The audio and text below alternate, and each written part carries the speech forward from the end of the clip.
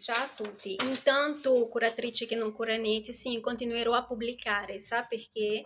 Perché è il modo di provare che voi siete dei grandi bugiardi, i criminali. Persone come voi dovevano essere eradicate della, dell'albo degli avvocati. Io non so come lei è diventata avvocata, uno, io ancora, quer dizer, è trentina, tramite amicizie probabilmente.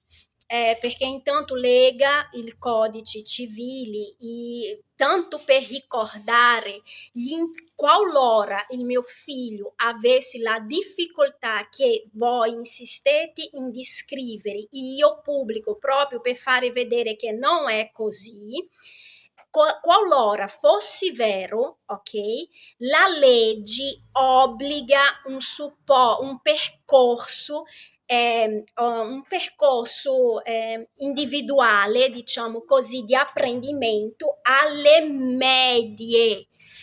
Durante le elementari è possibile, viene suggerito ai genitori. Se i genitori vogliono fare uso di questo, ok, la scuola disponibilizza, insomma, apri il percorso.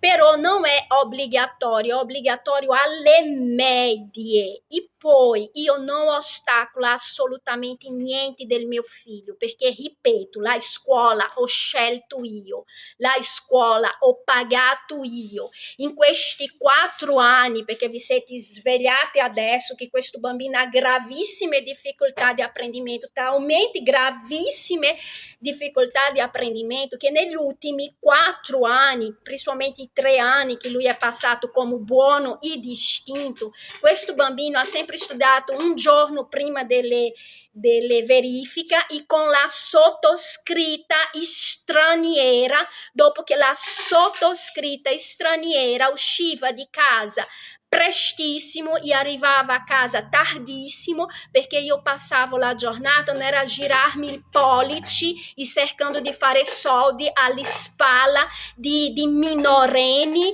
e a spalla di madri straniera come te, non, delinquente, che non sei che non sei altra Chiara Graffe. Tu dovresti essere eradicata dell'album degli avvocati. Comunque sia, io non mi giravo i pollici, no, io guidavo le valli, tutte le valli, io vendevo, io facevo fattura, io facevo contabilità, io caricavo e scaricavo i scatole. Era questo che io facevo, non era te, no, che è lì a fare soldi raccontando bugie sui bambini, no. Dovresti veramente vergognarti fino all'anima.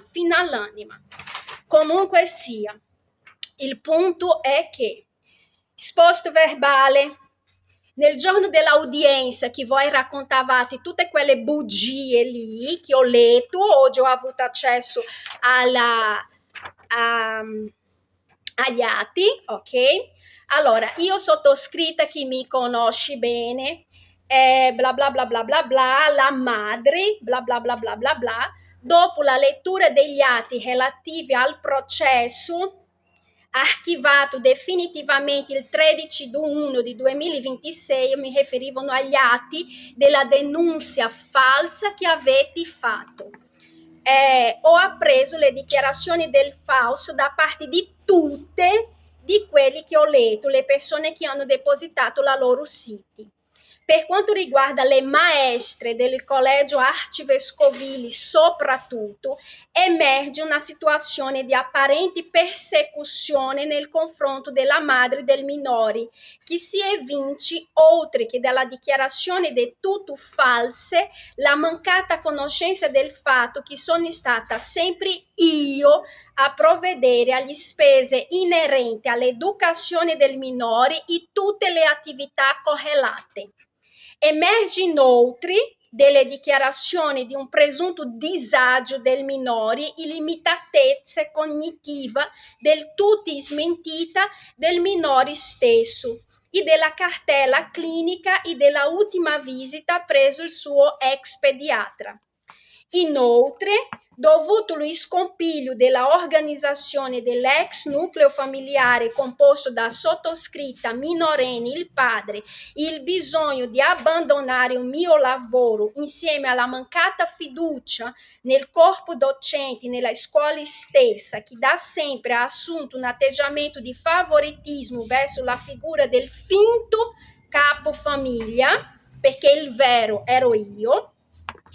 Dopo una lunga riflessione e gli atteggiamenti volti a rendere un mio figlio insicuro, vulnerabile, con tecniche manipolatorie per validare una presunta urgenza del bisogno di maestra di sostegno e altre limitazioni smentita dal referto medico e pagella che partono dall'asilo fino adesso. E não havendo più la disponibilità econômica e il rispetto reciproco con la scuola, ho deciso di portarlo alla scuola pubblica di Clarinda. Alla richiesta di informazione per il trasferimento mi è stato detto che oltre il numero elevato di bambini, la direttrice non ritiene urgenti, perciò punta sulla continuità del percorso preso l'Arcivescovile. Ma invece rimanere preso l'Arcivescovile comporta un ulteriore quadro di indebitamento a carico mio. Il codice IBAN è mio. Il padre, nonostante i vari solleciti da parte mia e della scuola, fino a data di oggi, che io sappia, non ha pagato niente. Sia il fatto che il bambino lasciato in mano a queste docenti che di modo consapevole hanno dichiarato il falso, e questo può incidere di modo negativo nel processo in corso presso il Tribunale Minorile, insieme all'assistente sociale Elisabetta Fedrizzi e la presunta curatrice Grafe Chiara, entrambi con forti legami tra le istituzioni coinvolte in questo processo e il padre del minore.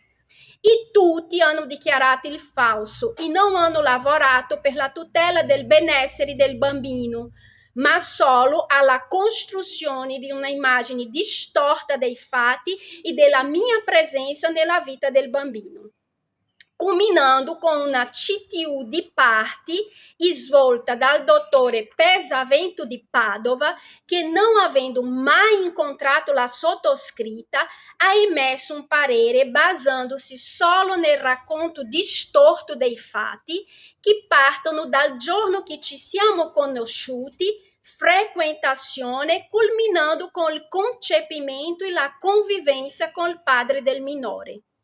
Tutto il processo è stato condotto senza la presenza di un avvocato difensore, non avevo diritto alla pubblica assistenza e non avevo condizione di spendere con avvocato perché ero impegnata in mantenere il benessere del mio figlio, casa, scuola, mangiare e svago.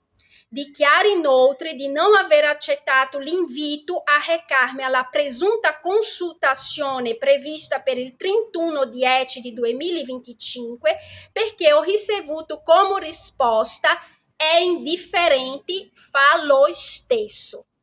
Lasciò di intendere la intenzione di non ascolto.